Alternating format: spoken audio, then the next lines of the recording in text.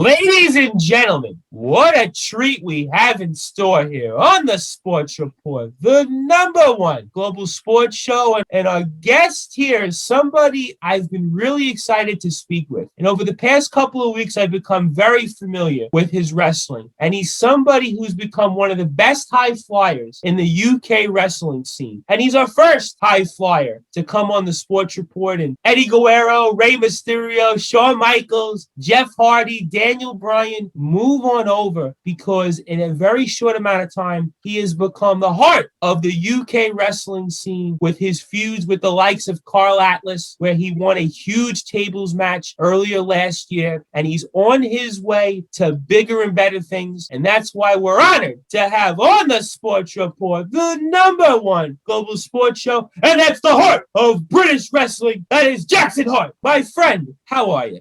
Oh, very good, thank you, man. Thank you for that introduction. That was really something. If the podcasting doesn't ever work out, you could definitely think about maybe doing a manager role or something like that for me. That'd definitely work out, man. I'm available, my friend, and you're not the first person, and I don't think you'll be the last person that has said that here on the Sports Report. So probably not available.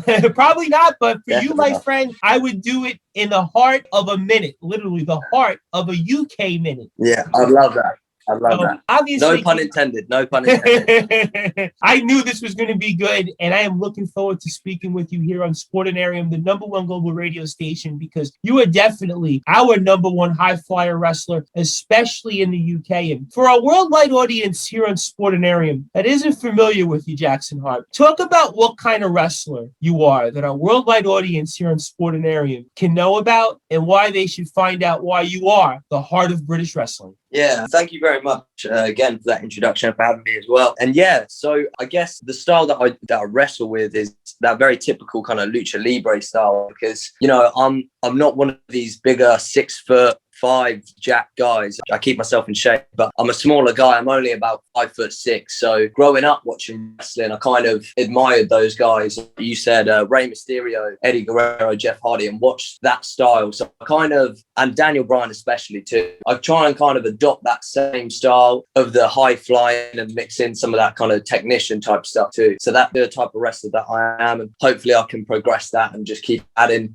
more strength to my bow with that. You're definitely going to do that, my friend. And I was watching you a little bit over the past couple of weeks, and some of your videos that are out there on Instagram and YouTube and Twitter and everywhere else out there that anybody has social media, they can check out why Jackson Hart is going to be the future of the lucha libre scene in UK wrestling. But how difficult is that to pull off all those different moves? I mean, you literally did almost any humanly move possible I could think of. It's almost as if like you're in the circus. I mean, the agility and the timing that you have, my friend. I mean, I really don't know how you do it. And how difficult is that to pull off all those moves that you were doing in the ring? Yeah, again, thank you for your kind words. And I mean, there's some people who can probably do some way crazier stuff than I can. But it's a physically taxing style. And I think that's why you see a lot of people who do that style, perform that style. You see the ones who really transcended, say like Mysterio. I remember him saying he would always pick his spots, because Mysterio especially, well, even now he can do just about anything, but you don't see him going in there hitting 100 Canadians and going off the top to the outside every minute. He perfectly finds his whole match, and he works out the psychology to build to that moment. So it's a very taxing style. It can be difficult, especially with the agility, because it's a lot of cardio as well. When you're flipping around and stuff like that, you're working up a sweat, so you gotta have that cardio for it. But that's the style I think that people want to see when they see a guy my size in the ring. I feel like that's the expectation, and I feel very much that I have to deliver on that. And that's what I enjoy as well as a fan. That's what I enjoy to watch, and I feel like that's what I should be doing. And to be honest, I kind of love it. Anytime like at the top rope and I'm jumping off and I'm taking a risk and all those types of things, that's just what I enjoy, and I feel comfortable doing that. So that's what I'm going to do. It's something interesting, and I want to go back to that. Do you have to train differently to prepare yourself in the ring versus, let's say, a big guy in the veins of a Roman Reigns or a Drew McIntyre or even a Sheamus? I mean, do you have to train differently? Your body prepared to do all those? Yes. Yeah, definitely. Like, obviously, I mean, it's it's different kettle of fish. I mean, these guys they're supermen. You know what I mean? They're 6'5", they're super ripped, they're just like, and these guys are bodybuilders. So I think someone of that kind of size, the size that I am, in between that Mysterio, and obviously Eddie himself, Eddie was only just short of 6 foot, so he was still like probably a little bit taller than me, but somewhere in between that type of a wrestler. The training's so different because, say, for a big guy, you know, you can get away with probably not having as good a cardio, and you're going to be doing more power moves. You're going to be lifting people up, you're going to be throwing them around, and that's going to be taxing, but that's strength training. So you just need to keep strong, really. Whereas someone of my size, you know, I'm going to be flying around a lot. I'm going to be getting chucked around a lot. I'm going to be taking a bit of a beating. So, and I need to have the cardio to kind of back that up. So the training's very different. I think, and I have this conversation a lot these days, is I think what you find is, I think all wrestlers kind of benefit doing a CrossFit type style of training, of kind of combining explosive movements with your big,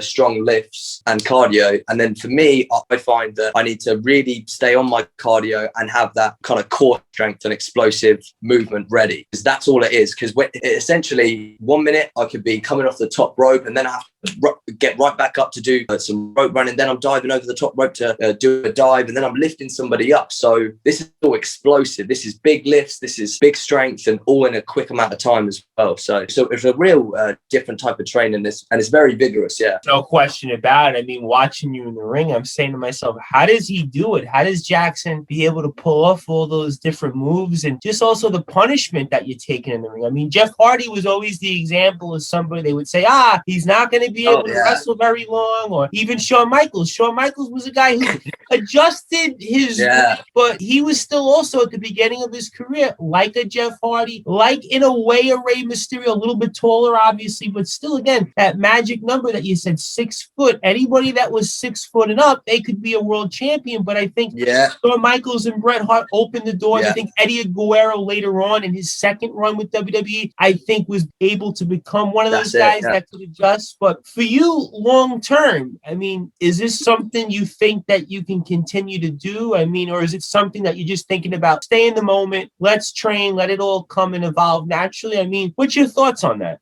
Yeah, I mean, it's a very good question. I think at one time, you never really want to be overthinking. Anytime I'm doing anything in the ring, I've trained for kind of that moment, for that maneuver, and I'm almost kind of not thinking about it. When I'm in the ring, it's just go. It's just let's just go. Do you know what I mean? I'm not going to hesitate, because once you start kind of thinking about, am I a bit too far out on this, or did I jump? It's not going to happen. So you just kind of have to go with your instinct and go with the adrenaline. But at the same time, I think it's a style I can definitely keep up for a very long time. But obviously, with age, you have to make adjustments. You have to probably be a bit smarter. And I think that's something that even like, I've only been wrestling for maybe 2 years or so, and I kind of probably already look back and think, I could have been a bit smarter about the way I went about things. Definitely. And people tell you that. Everyone says, what are you doing? Like, hey, and you never want to listen, because obviously you're young, and you know, you're getting into the ring for the first time, so you want to show people what you can do, etc., all that stuff. But you have to learn for yourself, and I feel like I am learning, and I still will be for a long time. But I mean, it's about making those adjustments. And now I'm at the point where I kind of want to show more of, let's show people that I can fly, and I can go off the top, and I can do those dives and all that stuff, that visual, that very like attractive stuff to see. But at the same time, I want to show like the technique, I think, and the technical kind of wrestling. And I think that's why you see the guys who did that style, who really had longevity and really transcended, and really their legend stands, is people like Daniel Bryan, Mysterio, and Guerrero. And I think the common thing with all those three guys is they weren't just doing spots. There was stories being told, there was psychology, and they're very good technical wrestlers. Like I think now, especially guys like Brian, I look at and I watch, and I'll see him kind of do his top rope drop kick, but also a lot of his match he's spent kind of bit on the mat, and he's wrestling and he's working towards those moments. And that's where I'm at now. I'm trying to learn to kind of, you know, adjust and pick your moments, you know, build up to that big moment so it means more, and it's not just a spot there. And that's what's going to go longer with the fans, I think, and you know, stay with them, as opposed to just just a great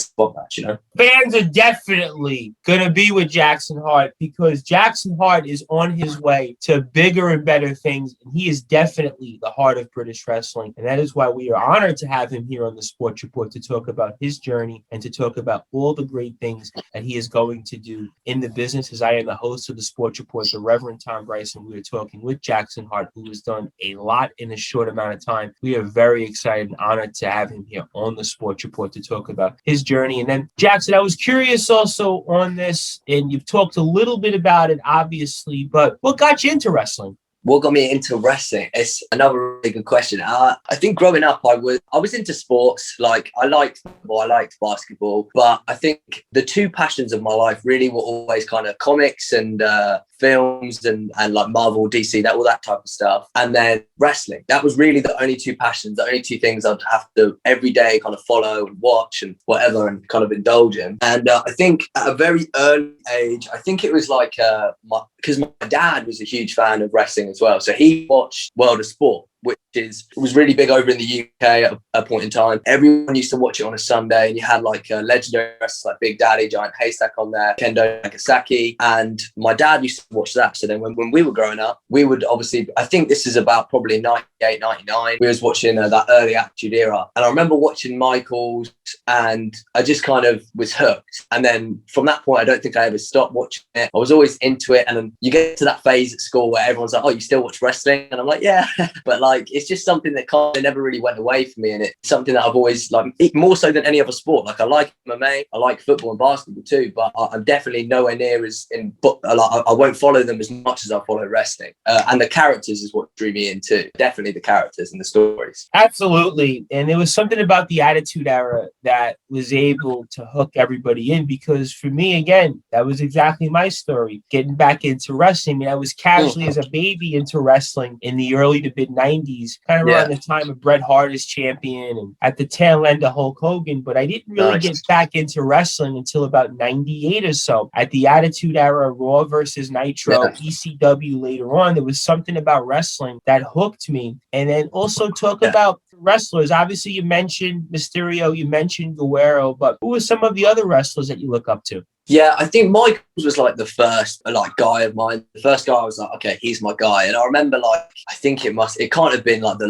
live one because I must have been too young. But I remember like they must have replayed that I'm Losing My Smile promo or whatever. Like there must have been a replay of it. And I remember like, I remember being 3 years old or something and actually crying watching that. That must have been the first time I cried at anything. Like, and like, I know, and then like all my relatives would always tell me like anytime he would come on the screen, I'd do the pose, you know, where he does the lunge and he puts his biceps up. Like I remember doing that like all the time for no reason at all, just around my house, just throwing that up. And like I remember really being into DX as well because obviously they had the chop and they told everyone to suck it. So I was just so into DX as well. But yeah, I think later on after Michaels, I think my guys Ray, because I think Ray immediately I hooked to because one, his style just blew everything out the water, and two, because he was a guy I could look at unlike anyone else on that roster. And like you said, he knocked down a big door for a lot of people, and he's a guy I could look at and I'd be like, okay, that guy's actually like my size. And it wasn't just because I was a kid, because I was always going to be small anyway, but it was just I looked at him and I was like, oh, that's like me, because I was never going to be that 6 foot jacked like Triple H guy, even though I admired Triple H and I thought he was really cool. But Rey Mysterio I was hooked to because he was the underdog. He was like a superhero in a mask. He had the wicked style, and then he was like my size, so I could kind of almost live vicariously through him. You know what I mean? In a certain way. So yeah, I was a bit big into Ray as well. Yeah, I think with Ray, he was the first shorter wrestler that was able to be believable as, let's say, a main event talent, even though Eddie got the title. But Ray was the first one because he beat Kevin Nash on Nitro. And that was a big deal because at that time, before that, no wrestler. I mean, there was 1, 2, 3 Kids / X-Pac, but I never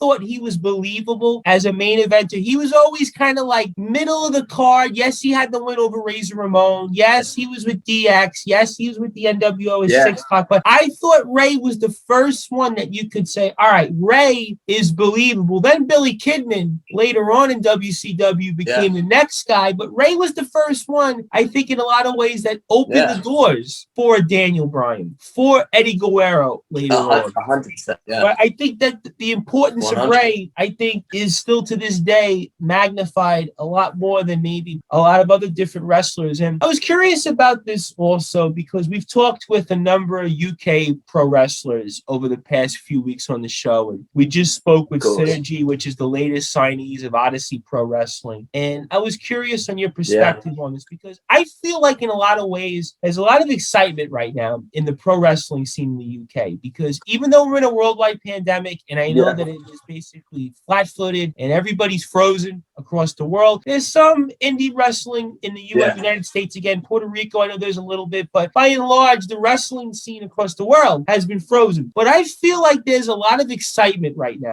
in the UK pro wrestling scene. And talk to me about the UK pro wrestling scene for the average listener or the average person doesn't understand why you guys are all excited to get back out there and be in front of everybody. And why is the UK pro wrestling scene so burgeoning right now? Yeah, I mean, well, first of all, I think everyone's just burning to get back because, I mean, like you said, I know over in the States, they've had wrestling in some form for a little while now, but there hasn't really been any kind of shows other than, NXT in UK for probably about over a year now. So everyone's kind of itching to get back. Well, actually, I'd say that just over the weekend, Progress did their first show for about a year or so, which went over really well from the sounds of things. And two of the local guys that I work with as well. Actually, there was a few of our local guys from our area and on our shows who actually was on that show as well. So shout out to those guys. And so I think everyone's just kind of itching to get back. And the thing is, I think why the scene is so good at the minute is because it's so fresh. It's really fresh now. Like there was a lot of stuff that kind of went on, Progress and other kind of companies and etc. But like now it's just a fresh scene. You're getting these guys who are so talented. And obviously there's a lot of these guys who've been signed up by NXT UK and they're all wildly talented and some of the best technicians in the world. But again, even in the indies as well, like you look at guys like Cara Noir, who's a Progress champion, who's just talent in like a human form. Like he's just so good. And people like Dan Maloney as well in the heavyweight scene as well, who's in the main event. And these are guys you can see will be like the future of like wrestling and NXT UK and all those type of things for a long time to come. And you've seen such great performers come from the Brit scene as well. I mean, you look at guys like Tyler Bate, Pete Dunne, Walter, like these are guys who held the title and have some of the best matches in WWE, not just NXT or NXT UK, in the whole of WWE. Pete Dunne recently just main evented with Finn Balor. So, and they've all come through the Brit Rest scene. They've come through, Progress and then gone to NXT UK. And I think that's why everyone's so excited because you're going to get some great showmanship, you're going to get some great characters, you're going to get some great moves, some great spots, but also you're going to see really good stories being told and really good psychology and some of the best technicians on the planet. So yeah, it's a really great time to be a fan, and I think everyone's just itching for it to come back now. So, and we all just want to be sat there in the crowd and see it all go off. So we can't wait to watch you, and we can't wait to cover that. And obviously, Pete Dunne, the match that he had with Finn Balor last week was one of the better matches I've watched in a long time. Yeah. So Pete Dunne is going to be somebody that you're going to talk about for a long time, just like all of you guys. That's why we're extremely excited about the wrestling scene. And then talk to me about your memories of the feud that you had with Carl Atlas, because those matches, if anybody has a chance, needs to go out and check those matches because you've come a long way in your progress. I know you talked about the fact that you've only been trained for 2 years and you've only had a small number of matches versus a lot of other different people that have been in the business maybe a lot longer. But I feel like in a lot of ways that tables match that you had with Carl Atlas in a lot of ways is going to be the hallmark of the kind of wrestler that you are and the kind of wrestler that you're going to be, that our worldwide audience here on Sportanarium is going to become familiar with and they're going to love for years to come. And talk about those matches with Carl Atlas and why they were so special. Yeah, thank you, and I appreciate that. And yeah, I mean, well, first off, I think they're special. They'll always be so incredibly special to me because the first match that we had was my first match ever. That was my first ever match. It was my debut match, and it was really like, I was really happy with that. Like, it was just felt really good. It's one of them things that just felt really good. I don't know how other people felt about it. Some people said they enjoyed it and stuff, and that's all you want to do at the end of the day. But I felt good about it, and I feel he did too. So that's really all you want, you know, especially from a debut when there's so much nerves, there's so much anxiety and stuff, and you don't know, okay, I've been doing all this training, but what's it like when I get out there, you know, because you know, I've never been in front of a crowd of however many people with my shirt off and stuff. So even just that element and all that. But, you know, I had confidence in myself and my abilities and what I could do. And I feel like we put something quite nice together, especially for my first match. I was happy in that respect. Obviously, I go back and I watch all those matches now and I'm kind of like, oh, I hate this bit, because I'm one of those types of people. I feel like if you're in wrestling, you probably are anyway. You watch your own stuff and you're like, oh, geez, like, there's so much I wish I'd done different for improvement and stuff. But yeah, that first match especially was so important to me, and it meant a lot because Carl's a really phenomenal wrestler as well. Like, this guy is huge. I think he's like 6'2", 6'3", 250 odd pounds, and this guy just flies around the ring like he's my size. And I still don't understand how he does it. Like, even I wrestled him 3 times, and I've been in his company a lot. I trained with him a lot, and every time we'd be doing something, I'll be watching him thinking, I don't, like, it defies like science. Do you know what I mean? Like, how he's doing this stuff, it's crazy. So it was a real honor and a privilege to be in the ring with someone who's such a veteran and done this for a while and has such a great style. And I think it was something that worked because he was a big guy with the kind of fast aerial style, and I was a small guy with the same. And I think that dynamic together is something that's going to have good chemistry, and I think that's what we had. So I'm really proud of what happened there and what we put on for the fans. So yeah, I'll always hold a special place to me, for definite. And you absolutely should be proud, and a huge shout out to Carl also for the great matches that he put on with you, because it does take 2 to tango, and that's why we're extremely excited about the future with you. And also talk to me about some of your memories with UBW and the Castle Fest Rumble, because again, that was also some other action that showed and showcased the kind of wrestler that you are and the wrestler that you're going to be. And talk about some of your memories there.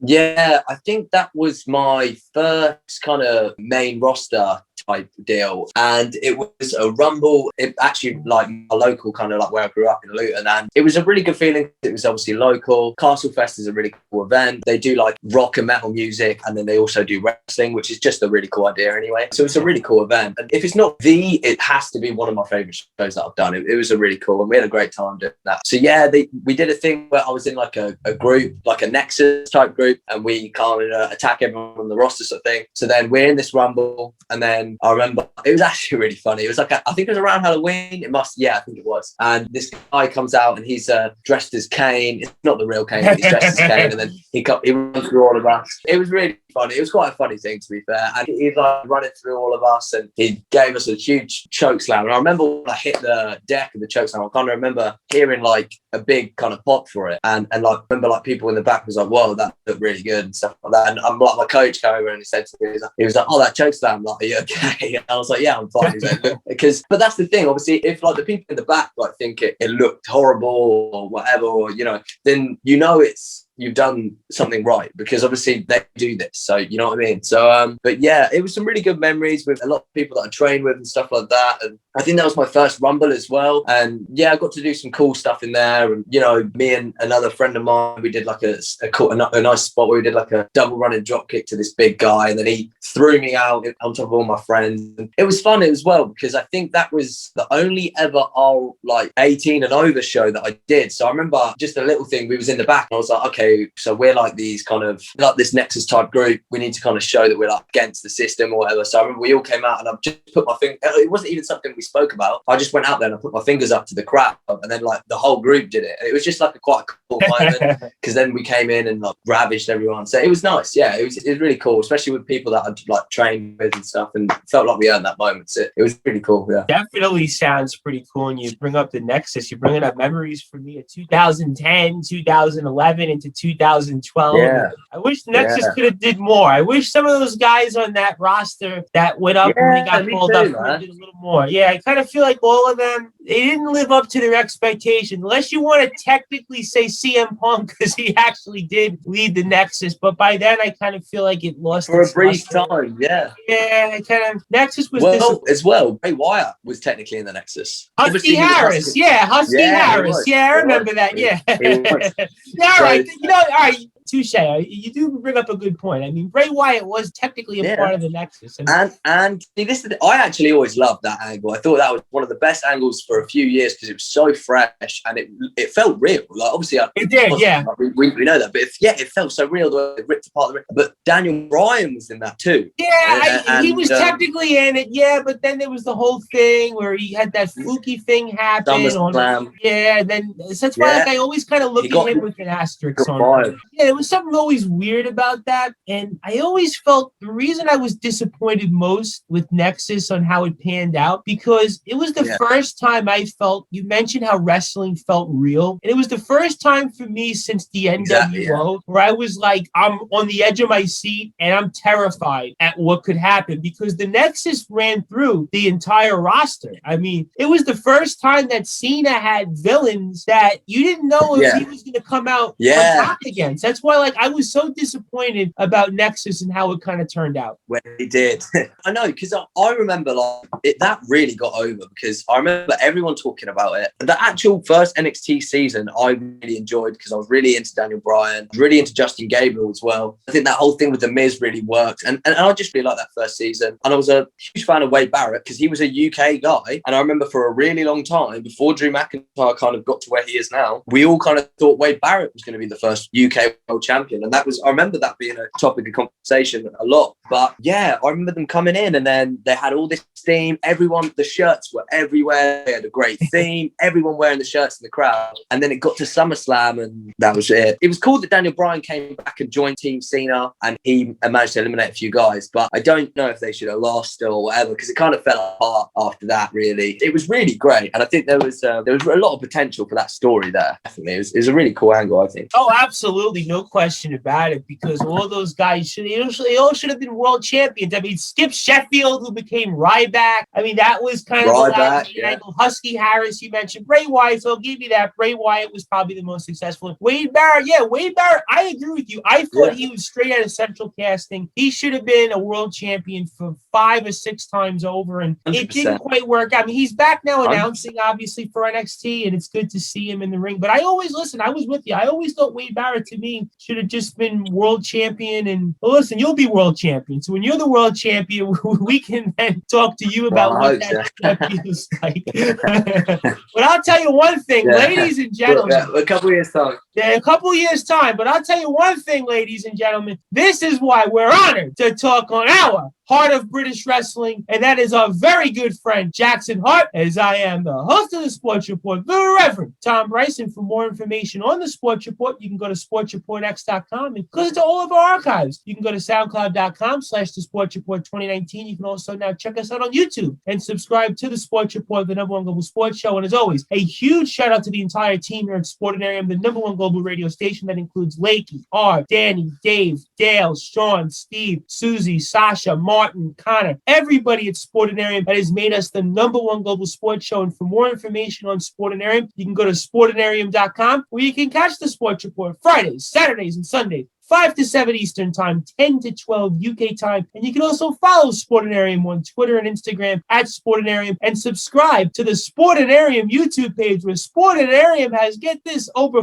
48,000 subscribers now. And you can also subscribe to the Sportanarium TV YouTube page at Sportanarium TV. And of course, as always, like Sportanarium on Facebook at Sportanarium Media. And most importantly, we are liking talking with our guest on the Sports Report. That is our very good friend, Jackson Hart. He is obviously going to be on his way to bigger and better things, and he is definitely going to be a name our U.S. fans are going to remember, and that's why we call him the Heart of Wrestling, because he is definitely going to give you a heart attack if you don't see him in the ring. So for you, my friend, I was also curious Yeah, we try, my friend. We try to work you up and promote you, and we know that we're doing a great job because we are honored to have you on here. And I was also curious about Love this. that introduction. Love that. Oh, absolutely, my friend. I was also curious on what it meant to you when it came to debuting to Sacrifice Pro Wrestling and that whole dust up with Hustler Malone. I mean, talk to me about your memories of Sacrifice Pro Wrestling and that feud with Hustler Malone. Yeah, that was really cool. That I actually really look forward to, and I didn't expect to happen so soon. And I was really happy about that. I'm quite proud of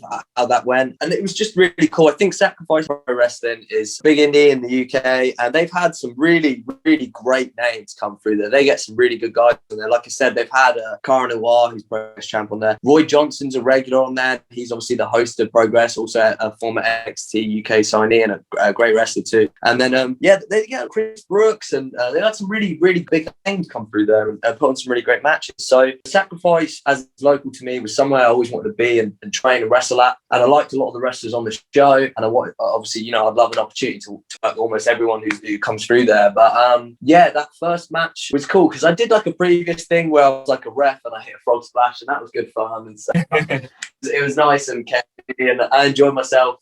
But then I came in, I think it was a six-man match, and I think the winner gets a shot of his choosing, or a match of his choosing, or whatever or so. So I did six-man. It's the first six-man I ever done, and also considering I'm probably quite green in the business and stuff, I was starting first, and I think the match must have gone 20, probably at least 25 minutes or so. And then so I'm the first guy in. I'm through right to the end, and I'm doing a lot in that match. And I remember people kind of being like, "Are you going to be okay?" I remember like a few people were like, "Oh, like is this too much or anything?" But I have confidence in myself, and sometimes you just got to kind of go out there and hope for the best. And I felt like it went well, and I enjoyed it. It was the first time I was in front of the Sacrifice crowd, and they were really great. They couldn't have been better. They were really great, and I got to work a guy called CJ Carter, who's really, really, really good. He's just one of the best wrestlers in the UK. And me and him started off, and we did a few things together, and it was kind of nice. Every time we did something in the ring, that was cool. And another friend of mine as well, Sydney von England, we did some cool stuff, and the other guys all in that match. There was a lot of work for me to do. I was definitely getting a beating in that match. I was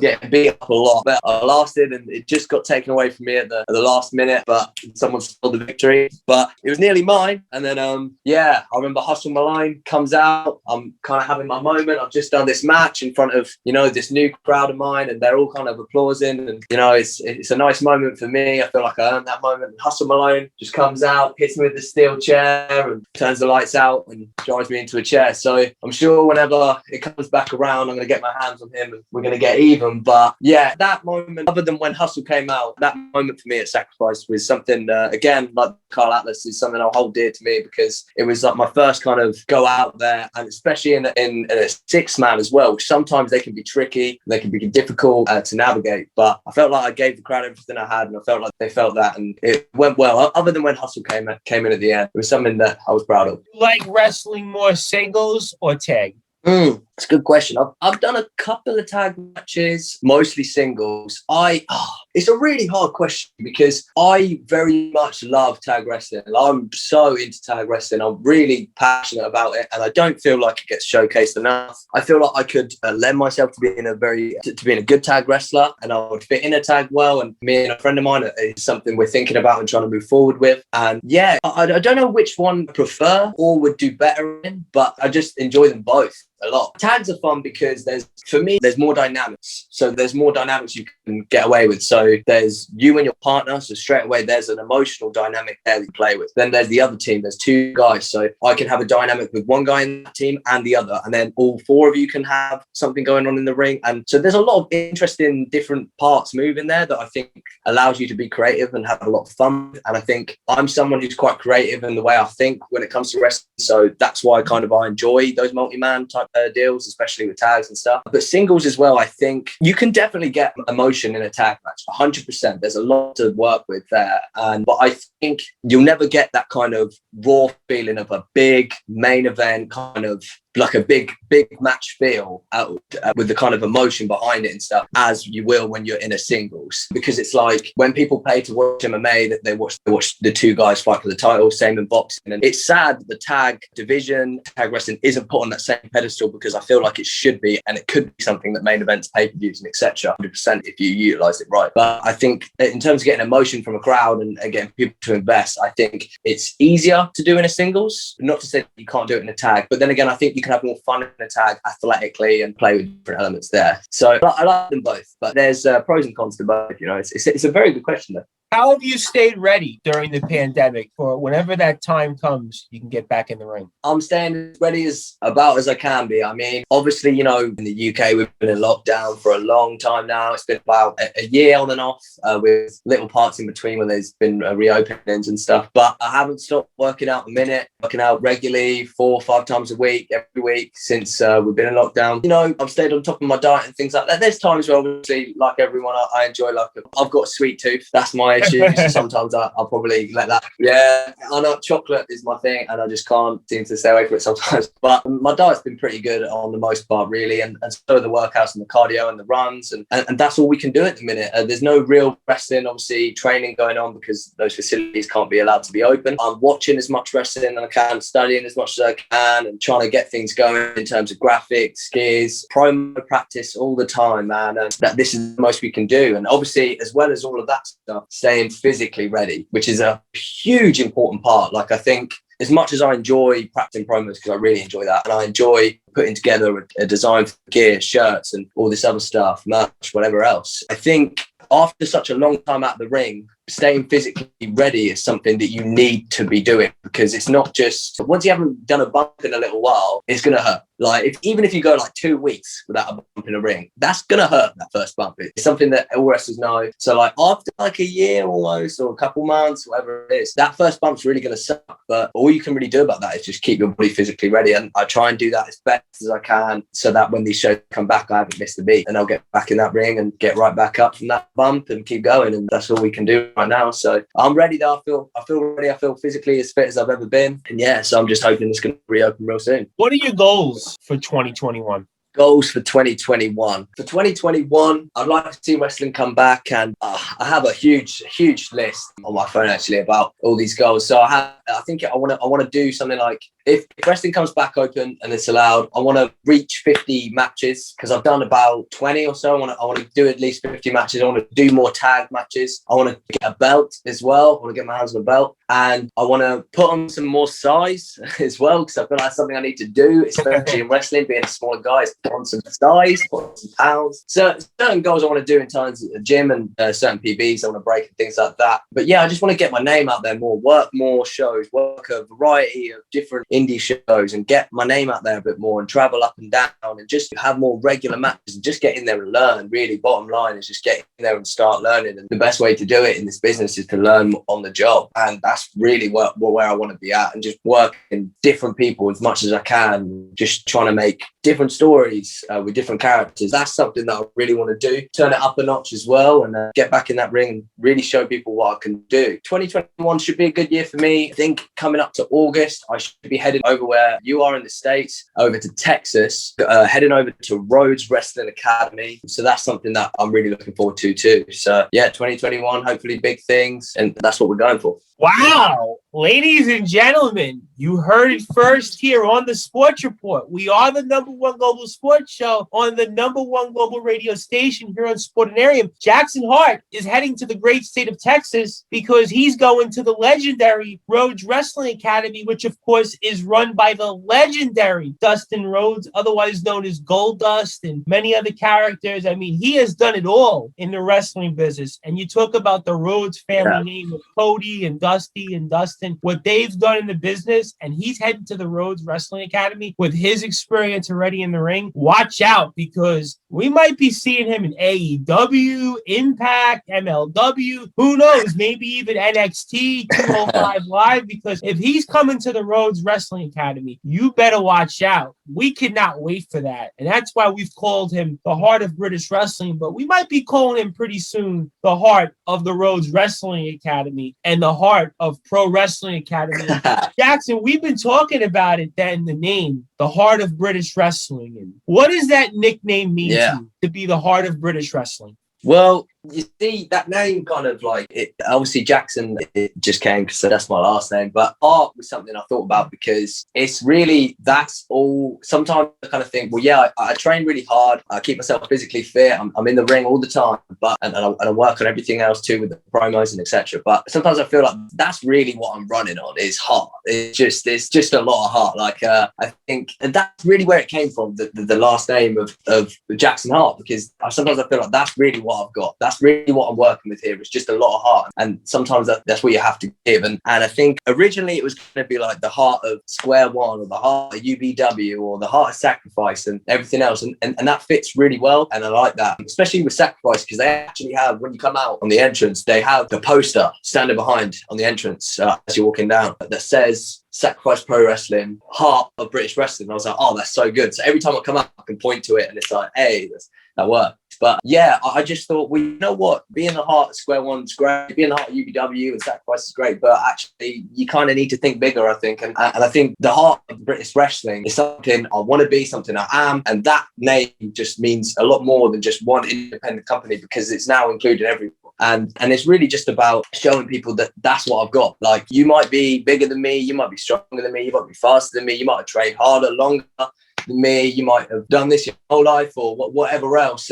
But at the end of the day, have you got as much heart as me? No, you haven't. Some of British wrestling, and that's what it's all about, and that's where it comes from. So yeah, ladies and gentlemen, Jackson Hart moves like Michael Jackson, and he's got a heart like Rey Mysterio. And that's why he's not only the heart of British wrestling, but he's the heart of wrestling as a whole. And that's why 2021 Jackson Hart is going to be a name that you are going to remember, and a name you are going to remember for years to come. And that's why we're excited to have on the Sports Report the #1 global sports show, the Heart of British Wrestling, Jackson Hart. And Jackson, for you, my friend, I know you're a busy man, and we have a few more minutes with you, but I wanted to ask you this question before we get your closing thoughts, and also plug where all of our listeners can keep up to date with all the great things that you are doing in and outside the ring. But is there one or two moments that stand out most in your career so far? Oh, that's a real good question.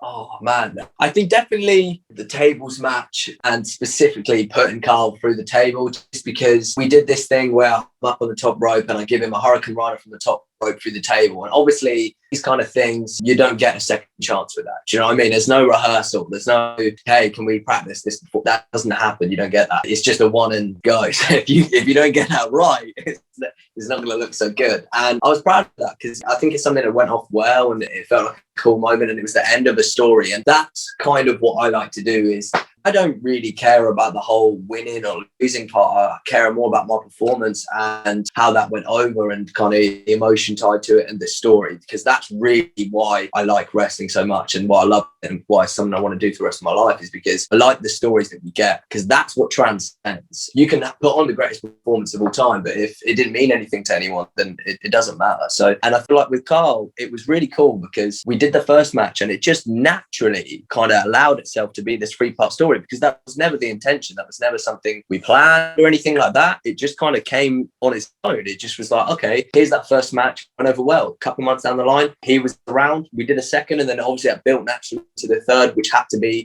up the ante and give it a stipulation. So that was really nice, because I like those kind of stories, especially where you get to do a 3-part kind of thing, where you get to tell a lot, you get a lot of time to tell your story. And it was good for me, and it helped me grow as a person and as a character in wrestling too. And then I think, so for that match with Carl and that tables match, and a really cool moment for me as well is definitely when I first come out for Sacrifice, because I was really worried, because no one had ever seen me there before, and I was really worried about how that's going to go.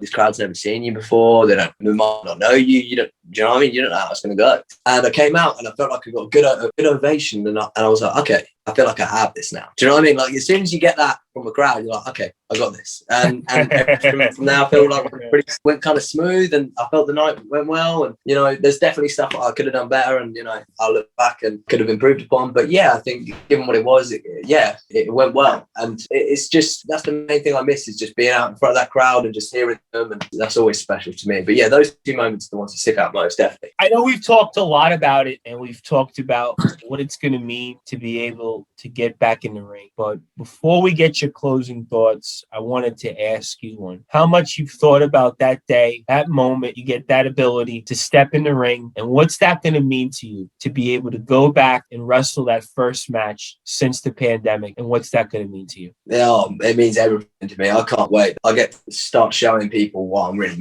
made of. And I've kind of like, even when I was on shows and I was performing, I was having regular matches, I'm still kind of itching to kind of show people what I can really do. I feel like people, I've not even scratched the surface of what I'm capable of and what I can show people in terms of not only the in-ring performance, but in terms of what I can do on a mic, what I can do on a show, what I can do with the people and things like that. And this time away, they say absence makes the heart grow fonder, and it's done that but 10 times over, because I've been sitting here looking at the walls as I train inside my house, and I just want to show people what I can do. And I feel like I haven't had my chance yet. I haven't had my hands on the ball yet. It hasn't been thrown to me. But this time around, when it comes back, I'm going to take the ball and you're going to see what I can do with it. Because all this time's just made me feel like, hey, there ain't no time like the present. I don't want to waste any more time now. Like, if that last whole kind of era of COVID has shown me anything, it's that there is no time to wait and life is short. And so as soon as it comes back and I get in the ring, I'm going to really show people just what I can do. And yeah, and I'm not an apologetic guy, and I'm going to get in there and that's it. And I'm going to kind of show how I can be. I've missed it so much, and I know I've got a lot to offer this business. I've got a lot to learn as well. I'm just so hungry for it, and I'm just itching to get back in. And I don't care who it is or where it is or how long the travel is. Like, I'm going to get in there, and I feel sorry for that other guy, because he's going to get it. He's really going to get it. You know, I've been sat in my house, I've been building it for a while, so he's really going to get it, and he's in for it. But I can't wait, and I'm sure it'll be a great match, and people will enjoy it. And I really just can't wait to hear the crowd. That's something that's always a rush to me, and I know that sounds cliche, but it is. Every time I go out there, and even if there's like no people there, and if there's only a couple people there, whatever it is, just hearing that crowd, it does something to me. It gives me something. Like, and all I've been doing is training and getting ready for this moment. So you better believe when it comes back, I'm going to have my moment. They say the heart grows fonder. They say the heart grows stronger, but we know that Jackson Hart has gotten better, and he will be even better and bigger than ever when he returns to the ring. And we can't wait to see him back in action once again. And a rising tide lifts all boats, and Jackson Hart is definitely going to be that rising tide that is going to lift us. And that is why we are honored to have him on the Sports Report, the #1 global sports show on Sportanarium, to talk about his journey and all the great things that he is going to do. And we cannot wait to be along with the ride and see all the great things that he is going to do. And for you, my friend, I want to give you the floor. I want to give you any closing thoughts. Plug where our listeners can get in touch with you, including your social media, whether it's Instagram, Twitter, anything that you have, so we can keep up to date with all the great things that Jackson Hart is going to do. And that's why he is going to be the heart of not only British wrestling, but professional wrestling. So for you, my friend, I cannot thank you enough for giving us this opportunity here to share your story and talk about all the great things that you're going to do, and even a few memories of Nexus and Daniel Bryan and everybody else in the ring that we've both gotten to watch. Yeah. So I want you to share any closing thoughts with your many fans out there and everybody else listening here on Sportanarium, and plug all of your social media. And I can't thank you enough, and the floor is yours. Yeah, first and foremost, I just want to say thank you to yourself, Thomas Brice,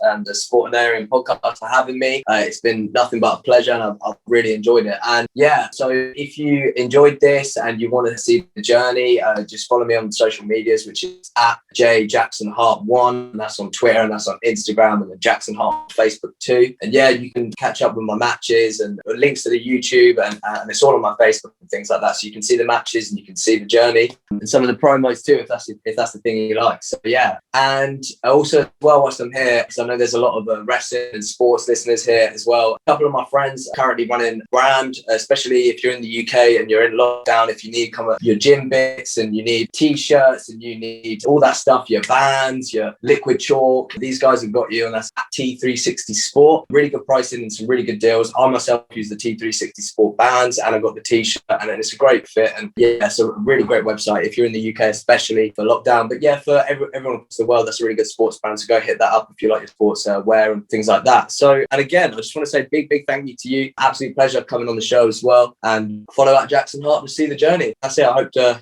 see some of you guys in the crowd soon. So we can't wait to be in the crowd. We can't wait to talk with you. Listen, anytime, my friend, you want to come on and talk some wrestling and talk about what's going on in the business, we'd love to have you. And if that's something you're open to, maybe in the next couple of weeks again, we can kind of talk about what's going on in WWE or AEW or anything else out there. We'd love to extend that invite to you. And everybody needs to also go follow Brice and all the great things that they do in the UK, especially for Jackson and everybody else that's training out there. And for you, my friend, I cannot thank you enough. I'm looking forward to speaking with you again, maybe soon. And congratulations on all of your success. And we definitely know that the heart grows fonder, the heart goes stronger, and Jackson Hart is going to be better and bigger than ever come 2021. And we're looking forward to being a part of that. And we'll definitely talk with you soon, my friend. And congratulations on all the success so far. Thank you so much. That means a lot. And thank you for having me as well, and for the great intro and the great outro too. I couldn't come up with something better myself. So thank you very much. Real pleasure. Check is in the mail, my friend, as we are here on the Sports Report, the #1 global sports show with our #1 high flyer. And that is the heart of British wrestling, Jackson Hart, as I am the host of the Sports Report, the Reverend Tom Brice. And stay tuned for more hard-hitting analysis here on the Sports Report for the #1 global sports show, as we talk with St. Peter's Peacocks assistant coach for the women's basketball team, James Bonney, as they're coming off a huge win over Niagara. We're going to talk with Coach Bonney on some of the keys to that victory and all the latest happenings in the world of the Peacocks women's basketball team, as I am the host of the Sports Report, the Reverend Tom Brice. And stay tuned for more hard-hitting analysis here on Sportanarium, the #1 global radio station. We're at www.sportanarium.com, as we were just with the #1 high flyer around. That is Jackson Hart, the heart of British wrestling. And we are here at Sportanarium.com. That's www.sportanarium.com.